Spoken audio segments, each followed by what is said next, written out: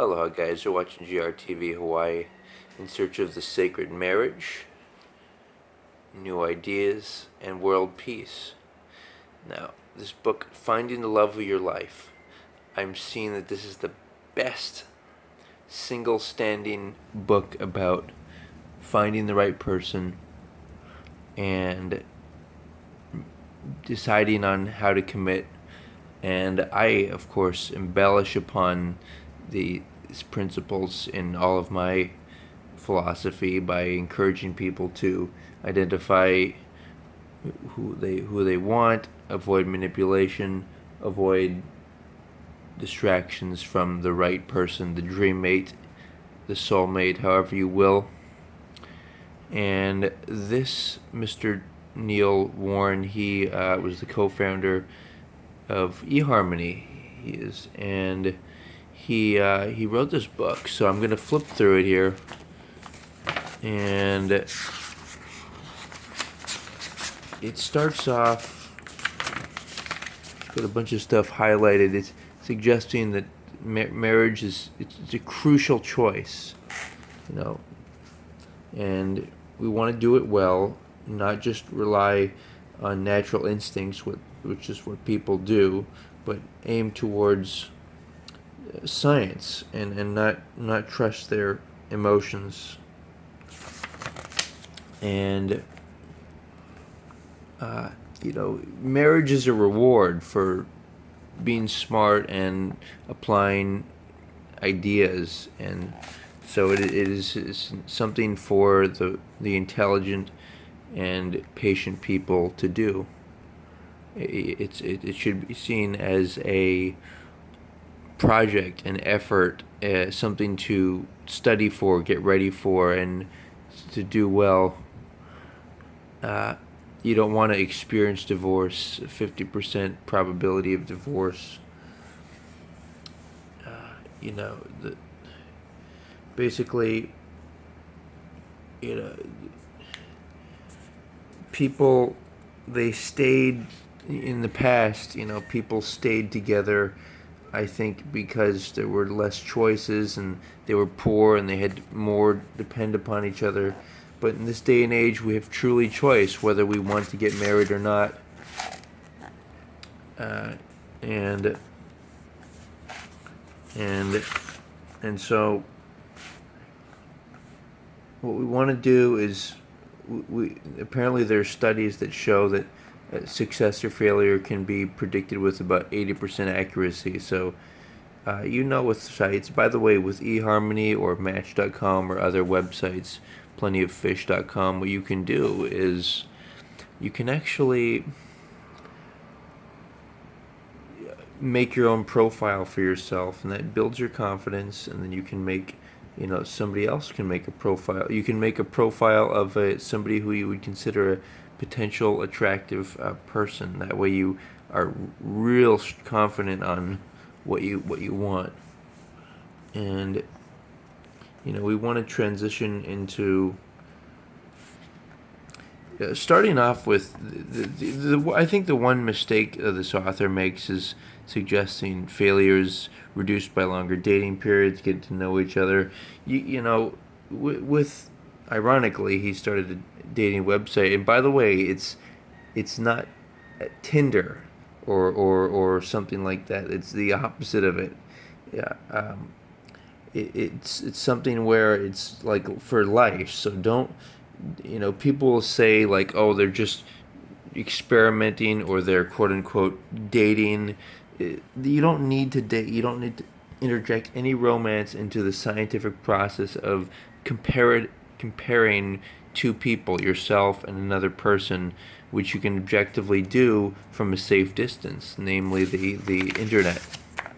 And even before the internet, people would communicate indirectly through third-party friends and family, and they would letter write. They wouldn't position themselves where they were having to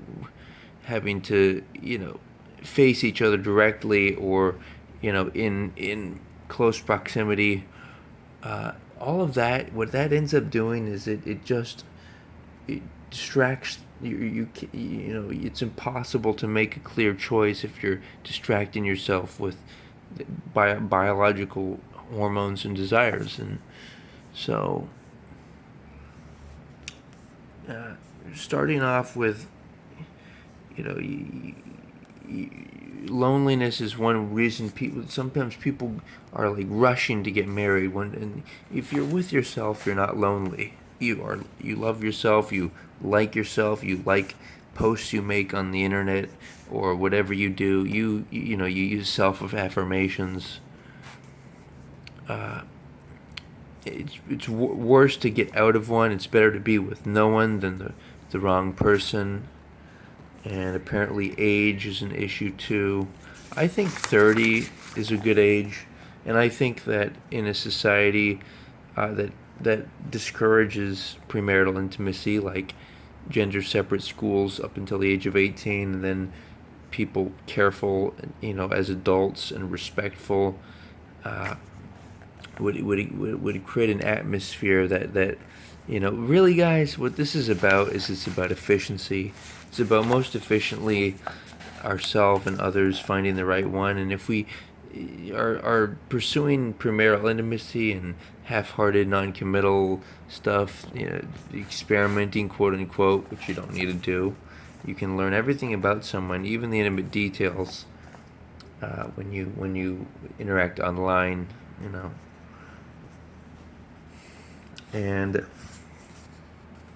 And so, continuing on here, let's see what we got going on.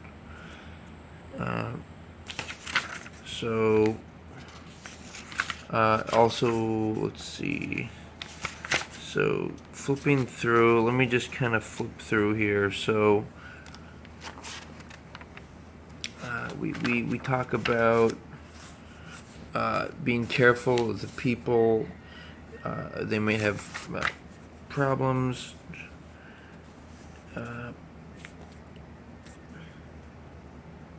There are different warning signs for if somebody's the right one.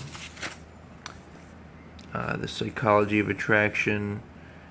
Your brain is trying to create conditions of where you might be, you know, missing someone, and so that's a warning to look into your subconscious and make sure that it's not driving you to attract to someone. Like, for example, let's say you are around, let's say you're somebody who raised you, that one of the women who raised you was, say, unhealthy or not, whatever, mentally or physically unhealthy, then you might be subconsciously attracted to that. So that's be careful that that doesn't happen.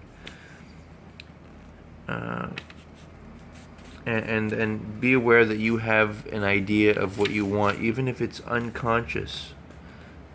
You know, you do have an idea which pushes you in certain directions. So try to bring it to a conscious level. There are different qualities that attract somebody. Try to find what your top one is. Like, for example, you can create a dating profile of the right potential someone, and that would consist of certain physical and mental qualities. Some people might want a quieter person if they're more talkative, and they might be compatible in that regard. But there are different areas, different types of intelligence. Like, for example, I might be interested in someone who's has similar beliefs as me and is like vegan, for example, and not be as concerned about her different body types. I find many women physically attractive, but then again, I might be interested in this particular body type that would be good for child rearing, like wider hips, and perhaps also, what else? Let's see, what else? Perhaps strong. So if you're gonna have kids, that might change slightly who you decide in terms of passing on genetic material. Obviously, you don't have to have children, and if you don't think your bodies are that attractive or you're not financially poised, then you don't have to have children. You can You can contribute financially or otherwise to other people and the couples, and so their kids can grow up and similar. You want to try to be. It's good to be similar, obviously. But look at this. Look at this. I want to highlight this. So these people met, and the basis of their meeting was they were in sports and cheerleading and school, and so you need to understand what the foundation of your relationship is. That's not forever. The school, they eventually leave school, so you need to find something that is gonna for life. Your values and that. Let's see. Some people just want to whatever they want to do busy stuff. Some people just want to watch TV if they're tired. These day-to-day activities of even like when you wake up, room temperature, can be serious problems as they build up over time, even though they may seem like minor details. So, continuing on. If the qualities that attract you to someone are different than yours, you should be cautious, because it might mean that for example, let's say you find somebody healthy. You could get healthy if you wanted to, and once you do get healthy, then you may find that then that's not you don't really you don't need that person to inspire you or get you to be healthy, and then you find out you have other things that are not so. There's less commonality. So what I'm saying is, there's a base level, right? It should be expected that everyone has certain levels of intelligence and health, and it shouldn't be like, oh wow, that person's healthy, so wow. No, you should expect that they meet a certain level. Like lots of people are going to be attractive to you. Lots of people be friendly and healthy. So that's not good enough of specific enough factor to commit for life. Continuing on. There are lots of different things like relationships with people with the opposite gender. In some religions, like including mine, it's more careful as to who gets to intermingle with who. Let's see here. So people will think that marriage is a magical cure for their problems, but it's and it may be exciting, but marriage will make things worse if you don't resolve certain things. People distract themselves by having children, getting fancy things, focusing on their work. Bottom line is, if people in the past, if they've had problems, they need to be dealt with, talked about. All this stuff has to be done. Reading books like this has to be all done before anything happens. Be careful with people who are neurotic. They actually attract one another, and it just creates problems, because it's like neurotic people. They're overly guilty. Sociopaths are under guilty.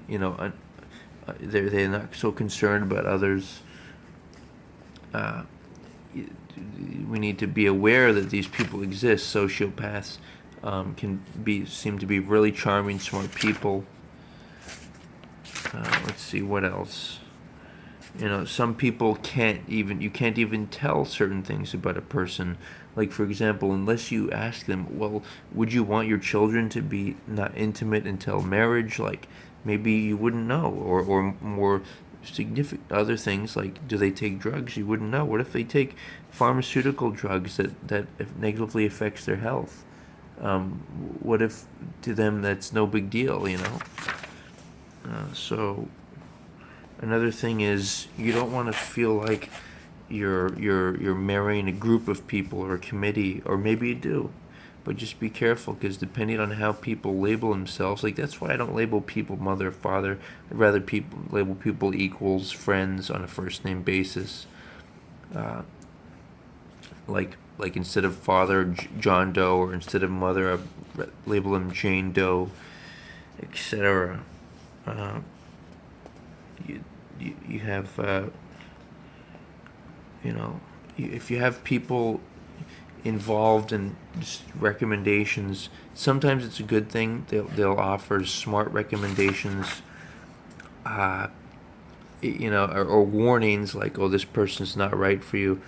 But getting on the point with the roles, like you don't want to label anyone role of authority, because then that person will always, even psychologically, even if that person's no longer there, the idea of them will influence you, and that's another story. But that's really improved. I've really improved my self-confidence when no longer labeling people the role of father, uncle, and so on, being the independent adult that I am.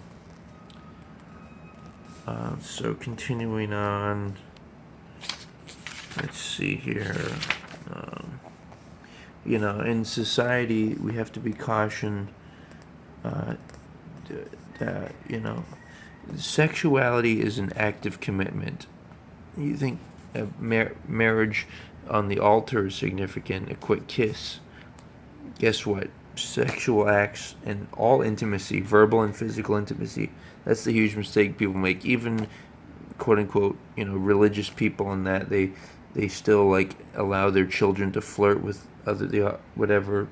And another thing is with LGBT community, we need to be equally careful, because sexual desire is a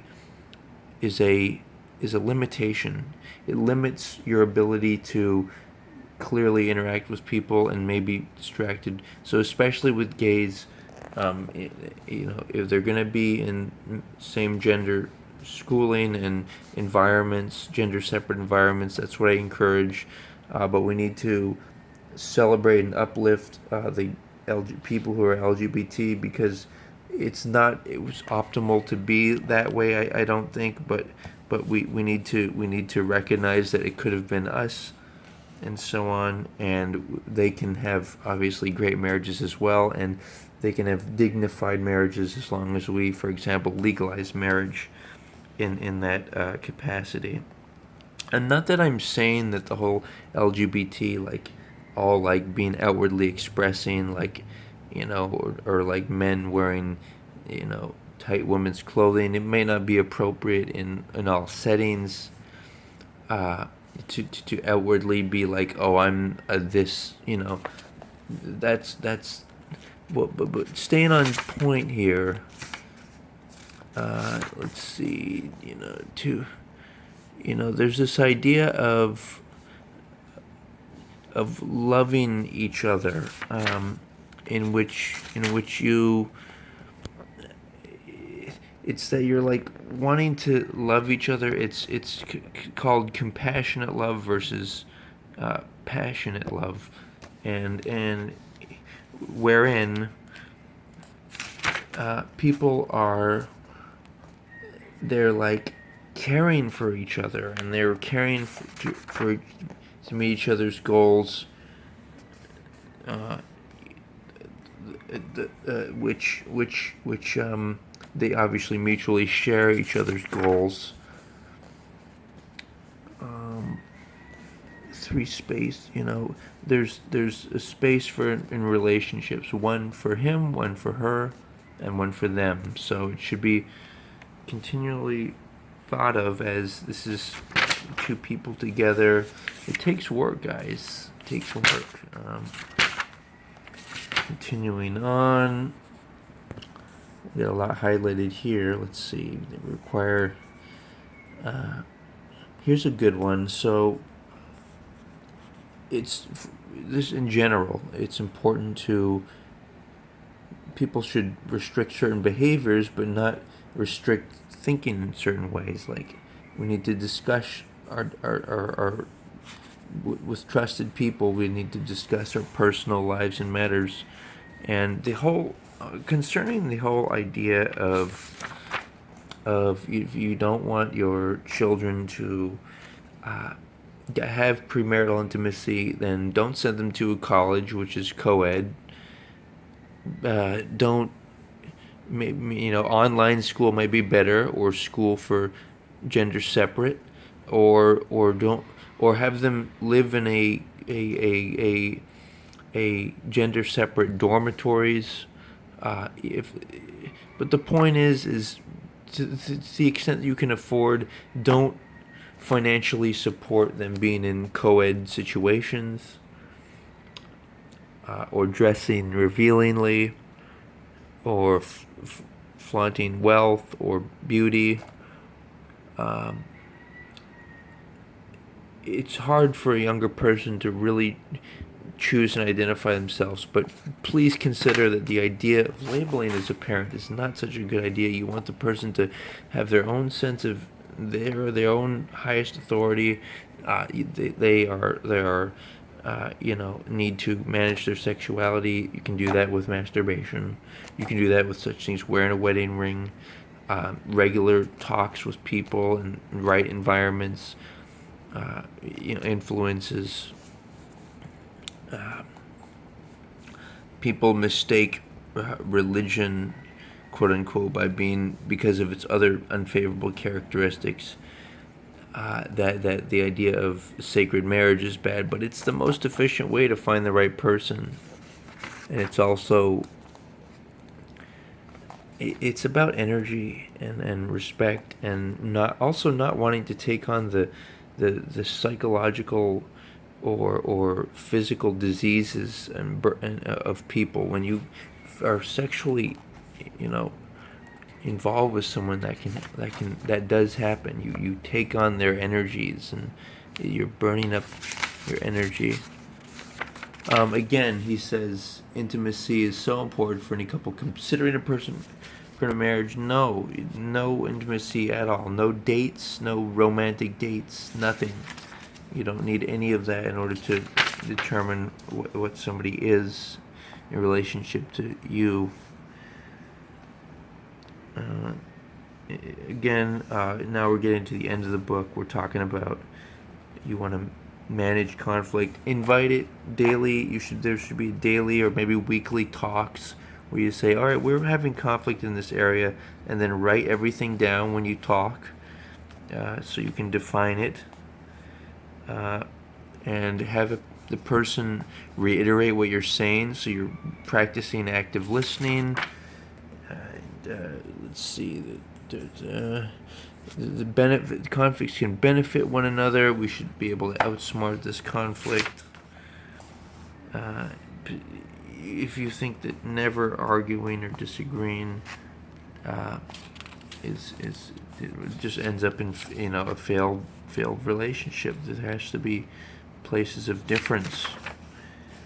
And this is very interesting, and because that avoids even the worst things of dismissal, ignoring people, and then there's other things like there's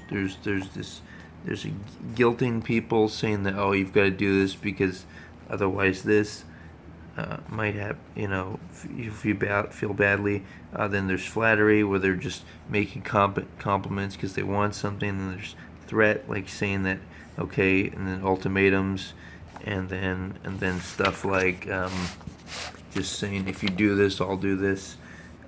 This is an undignified approach to interacting with someone, and if you don't love someone, and you don't, you're not right for each other, then let each other go, and want the best for one another.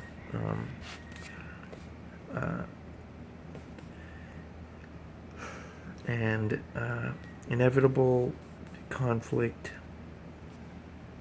right? We can manage it carefully. So what are we seeing here? Committed to harmony. Okay. So what commitment means is you love someone to your dies. Here's another point that I differ from the author here. I think in an optimal setting, the myself, and then I have my wife, and when we get older, I help her humanely go through a process of taking psychedelics and then leaving her body through a painless method, and then I do so myself. And I think there in the future there will be retreat centers where people can do this. I don't like the idea of everyone feeling badly for them and then being around them as they slowly deteriorate and have obligate others to change their diaper. No, my idea is it's like a vacation, escapation, transition into a next life. I call it jumping, or what do I call it? Yeah, it's like you're jumping into the next life. You want a body that works for you. Get a fresh body, and that's very possible. It's very possible. Much better than the alternative. Nothing worse than leaving the wife, because often the wife outlives the husband. Nothing worse than that to do. Remember, people think of romance and stuff in terms of like everyone, and like, oh well, it'll affect the family if whatever grandma and grandpa's gone, whatever. No, in the future it'll all be about individuals who are empowered. Yes, older people who are biologically related to younger people can serve as guardians and have good influence, but life is about couples. It's about individuals, and that's why I also think that people who can't do, like mentally ill, seriously physically handicapped, who can't enjoy a relationship, they should find another body and should be accommodated in doing so, especially if they're not even aware of that. If you don't even aware that you can commit suicide and you don't have that choice, then society should humanely put you down so you can experience what we're talking about, the highlight of humanity, marriage. And by the way, you have to identify manipulators. They will just take up your energy, at best, at worst, give you a disease or start a child with you, and just create attachments, all this crazy stuff. They're out there, and what they do is they offer you things for free. They get you in their car or house, because manipulation and control is about location. You get somebody in a certain location, you get somebody in a certain state, like where you pay for their dinner, then that person has power over you psychologically. Okay? Nothing free. So yes, it's a commitment. It's demanding and complex. It's a commitment, right? There's no conditional. It's just you're completely committed to one another for short periods or long periods of times of challenges. So like, what if the person would has an illness, whatever. All things can happen. What you pay for someone. Okay, so here's a cool point. This is kind of ending towards the end here. It says marriage is not like business interaction, because business is you pay for something, is what you get in return. No, this is 100% giving on both sides, and when business is no longer a good deal, then you conclude the arrangement or change it, but this can't be changed. So relationships are conditional. You want to build trust and intimacy. That will allow you to really be you. Really allow you to share your secrets, share your fun activities that you want to do together. Really have somebody just be able to bounce all your concerns off of, and not have to hide anything. Children are hurt by divorce. We know that. Let's see. So what else? Let's see. Somebody who's loyal to you. Growth. Ultimately you want to be exposed to, a lot of people and proudly share this. But guys, look at this. There's even certain creatures that pair bond certain animals, even ducks. Like, come on, if animals can do it, right, we can do it too. Let's see. So, there's some, parents, I call them guardians. I don't use the term parent. Guardians will be concerned. By the way, as adults, we don't really need guardians, or maybe we do.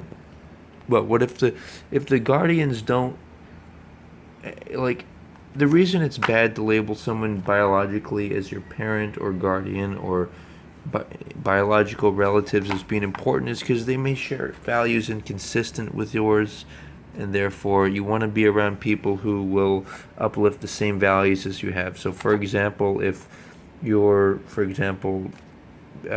biological mother, guardian, whatever you want to call her, if she's okay with premarital intimacy, then she would allow that in her house for you and for herself. If she's divorced, whatever, it just, you get the idea. So, having a support network will help you go through the tough times of marriage. So be aware of that. And to stepchildren, a little side note, remember they're people too. So they need to be considered and respected as possible. If they don't like the new step parent, then it could be a real issue. If people really disagree with your choice in someone, then the point is you can't be objective about this. You're going to have your own opinions, so don't go forward with the wedding. That's funny. Alright, so great marriages need support.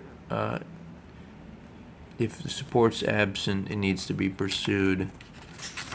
So prepare. Like we were saying, there's like 80% accuracy on predicting marriage, so that there's stuff out there. There's this study called Prepare as a Prediction of Marital Satisfaction. So I'm going to conclude with this. It says, don't get married too quickly or too young. Don't be too eager to marry. It's not about pleasing somebody with your choice.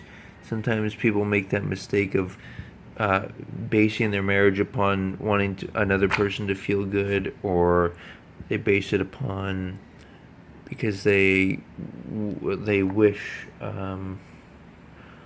like they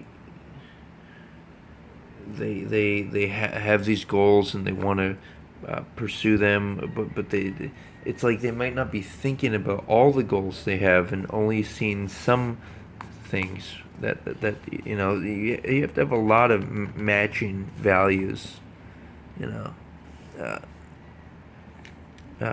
Don't marry somebody who has a behavioral issue, and then we're talking, you want to be similar to this person, and it's not about basing the marriage on you've had a hard life, you had a certain upbringing. It's where you are now and what you're looking forward to, not the negatives. And maybe in certain instances negatives should be considered, like if you both have maybe a mental or physical handicap, you might be more well matched with one another because of that. In any case, you want to be committed for life to someone. This is exciting, and it requires intelligence uh, and courage. And remember, guys, courage is all about position. If you're thinking about, oh, I'm lonely and poor, you can love yourself. You can pay attention to yourself. You can write self talk. You can self diagnose, self analyze your thoughts. You can figure out how to build some wealth and build some good health. Uh, and so these are things that you can do and should do before meeting the right person, because people are sure a good match when they're similar. And maybe in your current state you would like to improve yourself so that you're more matched and equivalent to a certain person. And on a further conclusory note, the idea of not labeling people parents, or not making biological relatives a top priority, that has to do with equality and being able to serve one another better. If you label each other friends, you'll not have this dynamic of it's a bit of a submissive dominance of expectations of wanting to emotionally and financially support one another, when maybe you want to have this stuff be voluntary. You don't want it to be obligatory.